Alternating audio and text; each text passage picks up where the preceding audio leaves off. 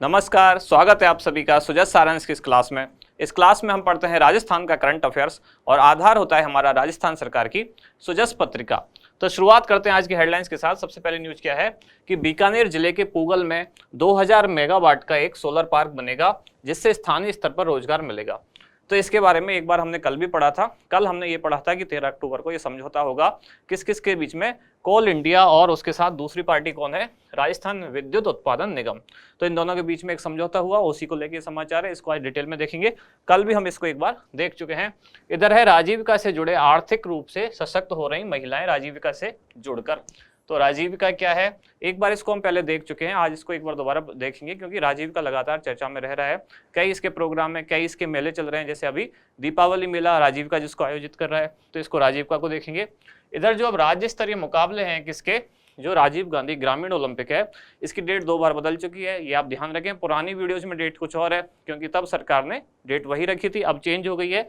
अब क्या है, 16 अक्टूबर से और 19 अक्टूबर तक अब राज्य स्तरीय मुकाबले हैं। सबसे पहले ये 2 अक्टूबर से 5 अक्टूबर होने वाले थे, फिर 10 से 13 हुए और अब डेट क्या है 16 से 19। तो जो लेटेस्ट डेट है वो आप याद रखें। आगे देखते हैं अगले क्या है, वरिष्ठ नागरिक तीर्थ यात्रा योजना। तो 2 ट्रेन इसको लेकर रवाना हो चुकी हैं। पहली कहाँ गई थी, रामेश्वरम, और दूसरी जगन्नाथपुरी। तो वरिष्ठ नागरिक तीर्थ यात्रा योजना क्या है, इसको हम डिटेल में पढ़ चुके हैं। ऐसी योजना जिसमें राजस्थान सरकार राजस्थान के जो सीनियर सिटीजन्स हैं, जो वरिष्ठ नागरिक हैं, उनको देश के कुछ निर्धारित स्थानों पर, साथ ही विदेश का एक कौन सा, नेपाल का काठमांडू, तो वहाँ की जीवन में एक बार यात्रा कराएगी। इधर है सिलिकोसिस नीति 2019 जिसमें रोग की पहचान पर 3 लाख रुपए की मदद। तो सिलिकोसिस नीति बहुत चर्चा में रहती है राजस्थान में। क्यों, उसका कारण यह है क्योंकि राजस्थान में खान खनन मार्बल इन सब का बहुत ज़्यादा काम होता है और जो मजदूर होते हैं उनकी डस्ट से उनको ये बीमारी होती है, फेफड़ों में इन्फेक्शन हो जाता है। तो इसके लिए सरकार उन श्रमिकों को कुछ आर्थिक मदद देती है, वो देखेंगे। इधर है इन्वेस्ट राजस्थान क्विज। तो इन्वेस्ट राजस्थान जो सबमिट हुआ था उसी दौरान हमने पढ़ा, एक क्विज प्रतियोगिता भी हुई थी, तो उसमें जो लोग जीते हैं सरकार ने उनको ये पुरस्कार वितरित किए हैं, ये न्यूज़ दी गई है। इधर है प्रदेश की 12,777 सहकारी समितियों में चुनाव संपन्न हुए। आगे देखते हैं जनप्रतिनिधि अनाथ बच्चों और बुजुर्गों के साथ पर्व मनाएं। तो अब जैसा आपको पता है दीपावली आ रही है, तो त्योहारों के सीजन में सरकार को सामान्य जो उनका सर्कुलर है, ऐसी कुछ चीज़ें जारी कर रही है। उसी में सरकार ने कहा है कि जो जनप्रतिनिधि हैं, सरकार के जो चुने हुए प्रतिनिधि हैं जनता द्वारा, वो किनके साथ, अनाथ बच्चों के साथ पर्व मनाएंगे। और इधर एक योजना कौन सी है, इंदिरा रसोई, जिसमें अब तक 358 इंदिरा रसोइयों से 7 करोड़ से ज्यादा को पौष्टिक एवं स्वादिष्ट भोजन की थालियां परोसी गई और 512 नई इंदिरा रसोइयां और खोली जा रही हैं। तो कुल मिला के कितनी हो गई, दोनों मिला के 870। और सरकार का लक्ष्य कितना है, बजट घोषणा के अनुसार वो कितना है, 1000 इंदिरा रसोइयां खोलना। तो इस न्यूज को भी आज हम देखेंगे। देखते हैं हमारा इंडेक्स क्या है। 4 मेन चीज निकल के आती है। सबसे पहली है सिलिकोसिस नीति, दूसरी है राजस्थान ग्रामीण आजीविका विकास परिषद मतलब राजीविका, इसके बारे में सामान्य जानकारी है। इंदिरा रसोई योजना तीसरी योजना पढ़ेंगे। और पूगल बीकानेर में सोलर पार्क का निर्माण हुआ। सबसे पहले सिलिकोसिस नीति 2019। तो उद्देश्य क्या है, नाम में ही उद्देश्य होता है। सिलिकोसिस एक बीमारी होती है, सिलिका से बना सिलिकोसिस, मतलब जो सिलिका मतलब मिट्टी जिसे बोलते हैं, धूल, उससे होने वाली जो बीमारी है, फेफड़ों में एक इन्फेक्शन होता है, उसी को सिलिकोसिस कहा गया है। तो इसका उद्देश्य है सिलिकोसिस से पीड़ित श्रमिकों और उनके परिवारों को आर्थिक सहायता प्रदान करना। जैसा मैंने शुरुआत में कहा था वीडियो में कि राजस्थान में जो खनन का काम है बहुत ज़्यादा होता है, साथ ही मार्बल का, स्टोन कटिंग का। तो ऐसे मजदूर जो लगातार इन चीज़ों में है या मूर्ति निर्माण के कार्य में है, उनके फेफड़ों में इन्फेक्शन हो जाता है, लगातार वो धूल के कांटेक्ट में रहते हैं, तो उनको ही सरकार उनके इलाज के लिए, या अगर श्रमिक की मृत्यु हो जाती है तो उसके जो परिजन हैं उनको मुआवजे के तौर पर एक आर्थिक सहायता देती है। कौन सा विभाग इसे चला रहा है, सामाजिक न्याय एवं अधिकारिता विभाग राजस्थान, ये इस योजना को चला रहा है। विशेषताएं क्या है, बीमारी का प्रमाणीकरण, मतलब पहले ये प्रमाणित होना जरूरी है कि इस व्यक्ति को सिलिकोसिस हुआ है, तो एक मेडिकल सर्टिफिकेट होता है, डॉक्टर ये प्रमाणित करेगा कि हाँ इस व्यक्ति को ये बीमारी है। अगर प्रमाणित हो जाती है तो उसको 3 लाख रुपए आर्थिक सहायता दी जाएगी पेशेंट को। और यदि व्यक्ति की मृत्यु हो जाती है तो उसके जो आश्रित हैं, परिजन हैं, उनको 2 लाख रुपए की आर्थिक सहायता दी जाएगी। 3 लाख और 2 लाख दोनों आपको याद रखने हैं। साथ ही जो बीमारी से पीड़ित व्यक्ति है उसका देहांत हो जाता है तो अंतिम संस्कार हेतु परिजनों को 10,000 रुपये देती है सरकार। और पीड़ित व्यक्ति की जो विधवा है महिला, उसको भी पेंशन दी जाती है। तो उनकी आयु कितनी है उस हिसाब से उनको प्रति माह में पेंशन दी जाती है। अगर विधवा महिला की आयु 55 वर्ष तक है तो 500 रुपये प्रति माह, 55 से 60 है तो 750, 60 से 75 वर्ष आयु है तो 1000 रुपये, और 75 वर्ष से अधिक आयु है तो 1500 रुपये प्रति माह सरकार उनको पेंशन देती है। आगे चलते हैं, अगली लाइन क्या है कि सिलिकोसिस पीड़ित परिवार को जो राजस्थान सरकार द्वारा संचालित एक योजना है पालनहार, मतलब जिसमें ऐसे बच्चे जिनके माता पिता ना हो या माता पिता मृत्युदंड की सजा भोग रहे हो, ऐसा कोई केस हो तो उसमें क्या होता है, पालनहार योजना के तहत सरकार आर्थिक मदद करती है। तो सिलिकोसिस से पीड़ित जो व्यक्ति है उसके परिवार में भी पालनहार योजना के तहत उन बच्चों को लाभ दिया जाता है, जिसमें अगर 6 वर्ष की आयु तक के बच्चे हैं तो उनको 500 रुपये प्रति माह, और 6 से 18 वर्ष की आयु तक 1000 रुपये प्रति माह सरकार उनको आर्थिक सहायता देती है। साथ ही इस व्यक्ति और उसके परिवार को जो बीपीएल कैटेगरी की सारी सुविधाएं मिलती हैं, जिसको कि गरीबी रेखा के नीचे कहा जाता है, और साथ ही एनएफएसए मतलब नेशनल फूड सिक्योरिटी एक्ट, तो राष्ट्रीय खाद्य सुरक्षा अधिनियम के तहत भी जो सुविधाएं मिलती हैं वो सभी भी सिलिकोसिस पीड़ित परिवार को दी जाती हैं। ये यहाँ समाप्त हुई सिलिकोसिस नीति। अगली न्यूज क्या है, राजीविका।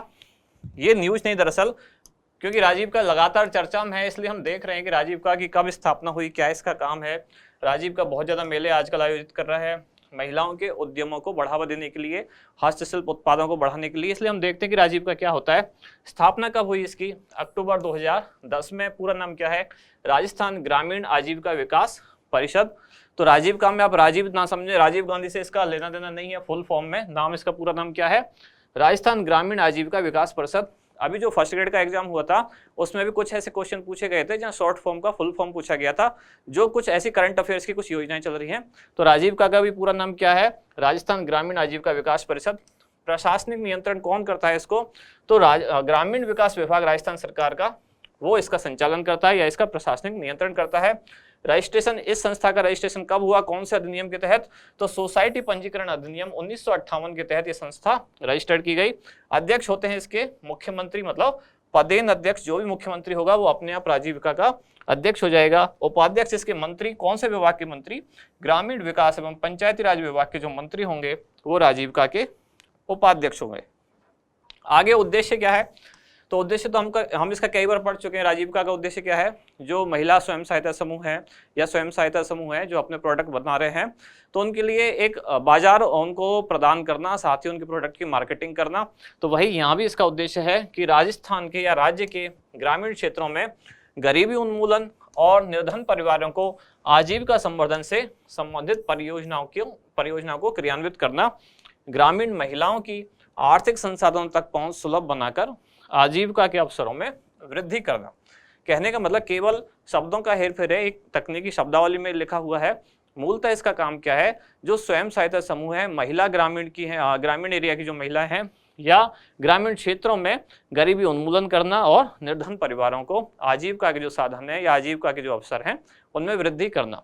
सामान्यतः बात करें तो ग्रामीण क्षेत्रों में आजीविका के अवसरों में वृद्धि करना। अगली न्यूज क्या है, इंदिरा रसोई योजना कब से शुरू हुई, तो इसका प्रारंभ हुआ 20 अगस्त 2020 से।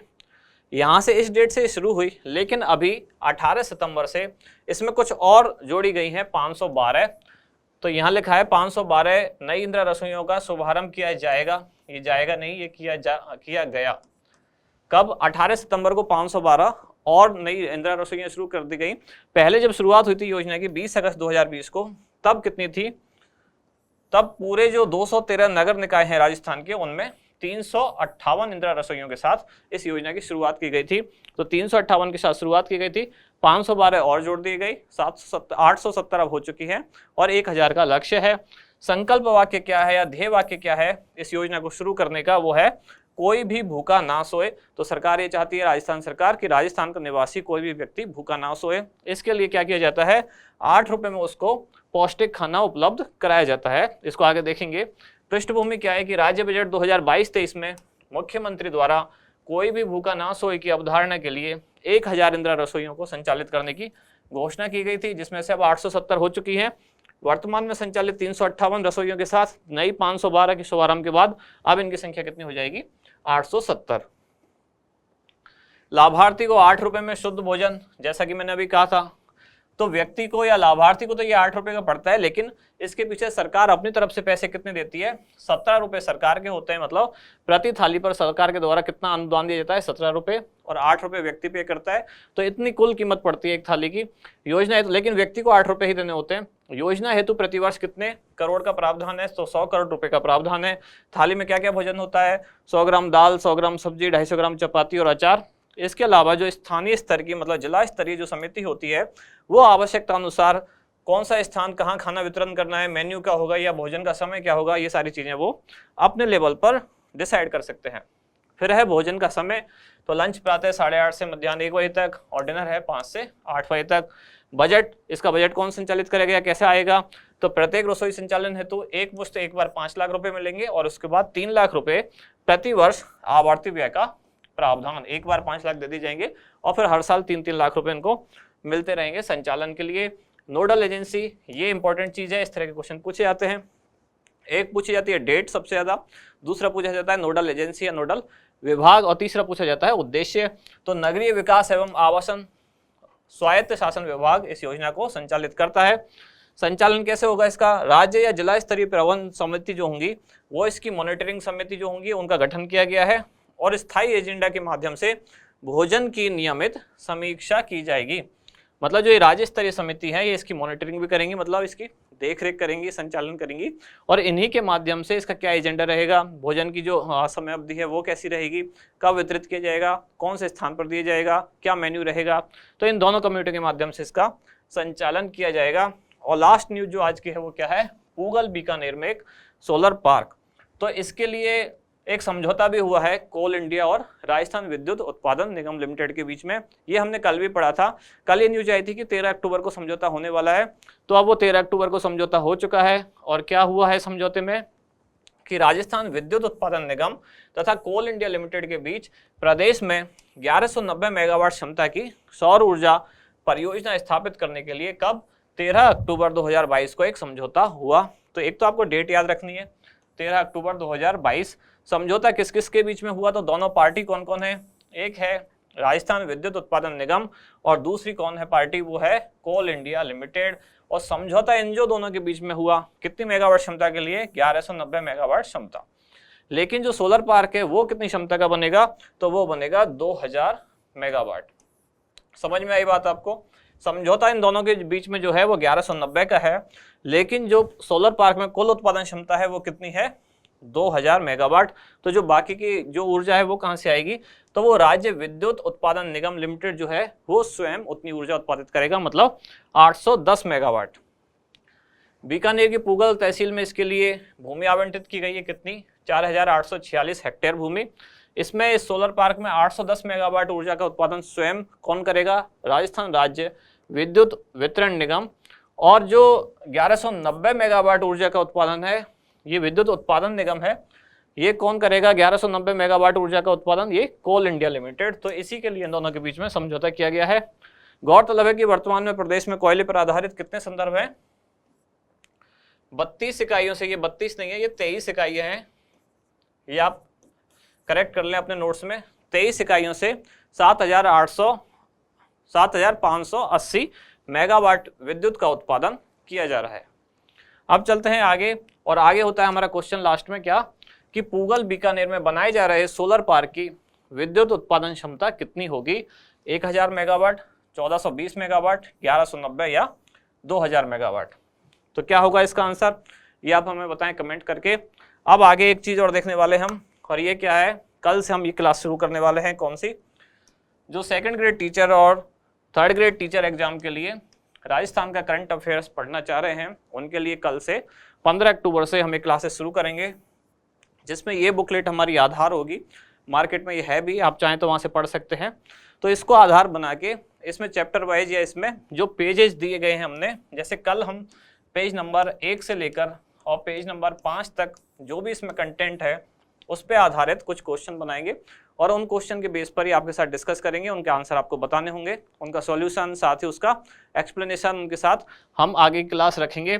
तो कल सुबह 8 बजे से ये क्लास शुरू होगी, तो सुबह 8 बजे मिलते हैं। अब क्वेश्चन का क्या आंसर है वो आप हमें कमेंट्स में बताएं। अब मिलते हैं कल सुबह की क्लास में। धन्यवाद, शुभ रात्रि।